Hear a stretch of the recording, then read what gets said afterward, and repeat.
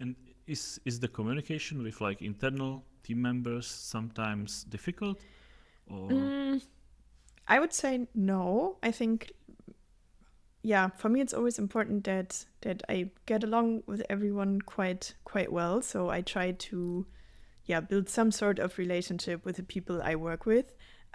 What's sometimes difficult is, especially if it's a mix of freelancers and full-time employees on the team, um, to have that distinction. Like, I have a bit more freedom and flexibility, and some clients have to understand that they cannot just treat me like a full-time employee. Um, and Yeah. that's, yeah, some, it just takes time, I guess, sometimes to establish these kind of boundaries. So I will, for example, not just accept any meeting if there's like a random meeting about company values or something, and I don't know why I should be there. I will ask why I should be there or simply decline the meeting. I also don't ask for permission when I have a doctor's appointment in the middle of the day. Um, so I think there are like some small differences between full-time people and freelancers, and that can sometimes be a bit difficult. But there again, communication is key, I think. Just letting your clients know like how you usually work. I usually tell them roughly during which times I'm available. And then still, like if I take a day off, of course I will let my client know. Like I will not ask for permission, but I will communicate it, obviously. So I think that's always super important. And just, yeah, being a bit flexible also, because every client has like a different dynamic in the team going on. And some of them like to communicate quite a lot.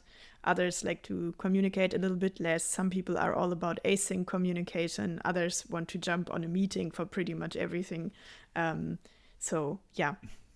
I can imagine. Yeah, but in the end, the communication is the key, and Yeah, to absolutely. really like listen and Yeah. not just hear, you know.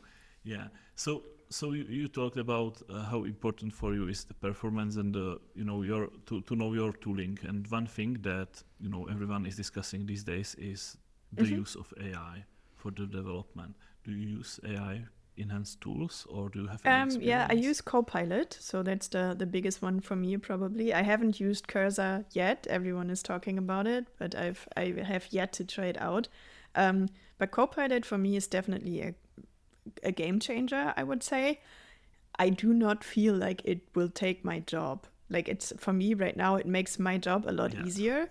Um, yeah, with like tedious manual tasks, it's kind of like a code autocomplete, but on speed, like much more powerful. And for that, I think it is really great. It's sometimes also great for simply asking questions. So sometimes when I'm in my code editor and I forgot some concept from a specific framework or library, rather than Googling it, I will ask Copilot, because that's less of a context switch. I can stay in my code editor, and Copilot will answer my question also with the context of my own code. So I think that's pretty cool. But yeah, we talked about communication, and I think that exactly is the part that AI cannot take over right now. Um, I do think it will become more and more important for engineers to really understand the problem that we're working on. So I Yeah. think that's really the biggest task always, to understand what your client wants, then find out if that is really what they want. Like sometimes they have a very specific idea and they tell you like, and I want this and this and this, and I want to use React and Next.js and MongoDB, and they have this very clear idea. But yeah, once you try to actually understand their problem and their use case, there might be a much simpler solution. So I think that really is what our job is, finding the best solution for a problem, and Yeah. then using AI tools to make that happen as quickly and as seamless as possible.